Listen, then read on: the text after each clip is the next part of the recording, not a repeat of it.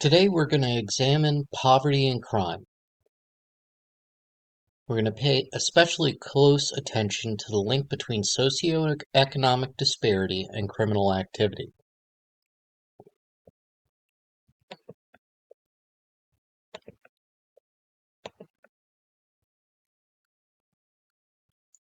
Our agenda for today will be to define poverty, look at what constitutes concentrated poverty, examine crime in underserved communities, look at conflict theory as a means of understanding crime and poverty, and then take a look at potential solutions at a national level.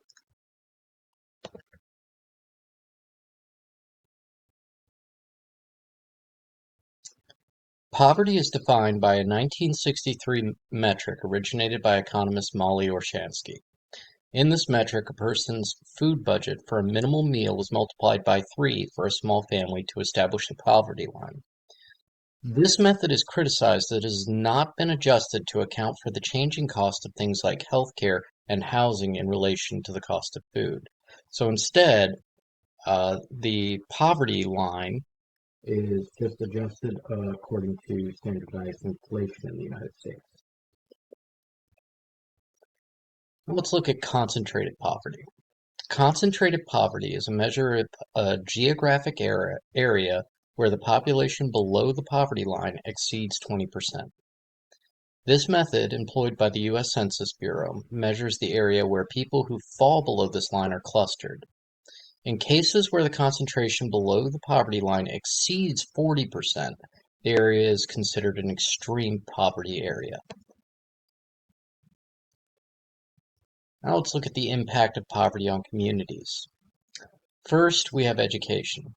Due to lower state and federal resources, schools in impoverished communities typically have a higher turnover rate for teachers, fewer resources for education, and lower graduation rates. Next, let's look at health. Impoverished communities typically lack access to health care. These communities also face overexposure to environmental hazards such as lead and asbestos. Finally, economic isolation. Impoverished communities are often disconnected from employment opportunities, social capital, and investment. This results in limited pathways to upward mobility, perpetuating intergenerational poverty.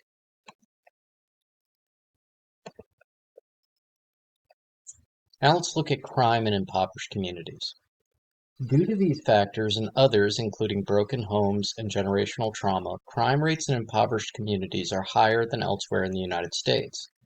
According to the Bureau of Justice Statistics, homicide rates for teenagers in the poorest of areas are 18 times higher than in the wealthiest areas. Additionally, people in poor households have twice the rate of violent victimization compared to those in high-income households. Now let's examine Marx's conflict theory as a means of understanding the relationship between crime and poverty. Conflict theory creates a useful metric for understanding the root causes of the correlation between crime and poverty rates. One aspect is the idea that inequality creates a survival-based struggle.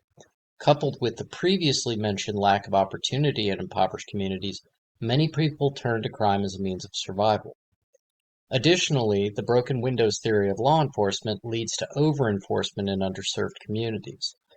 This results in higher levels of conflict and unconscious rebellion. The broken windows theory holds that visible disorder invites crime, prompting law enforcement to prioritize minor offenses in an effort to maintain order. This leads to disproportionate policing in impoverished communities, leading to higher arrest rates and higher rates of incarceration, without ever addressing the broken windows that led to the higher police presence in the first place. A potential solution would be, in order to help underserved communities, drastic action is necessary.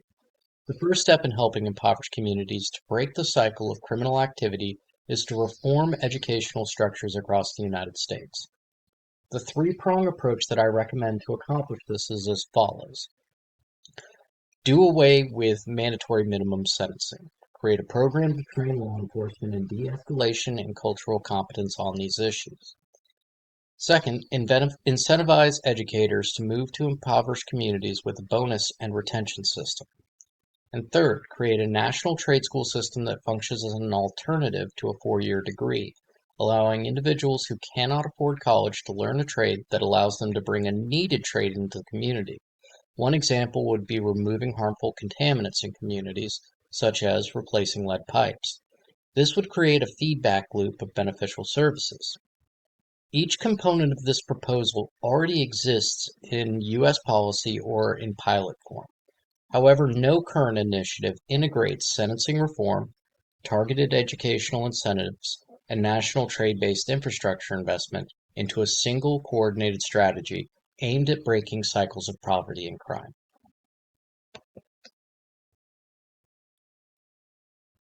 These are the references for all the statistics that I cited and for the existing policies and proposed policies that are either in effect or in some form of development in the United States. Thank you.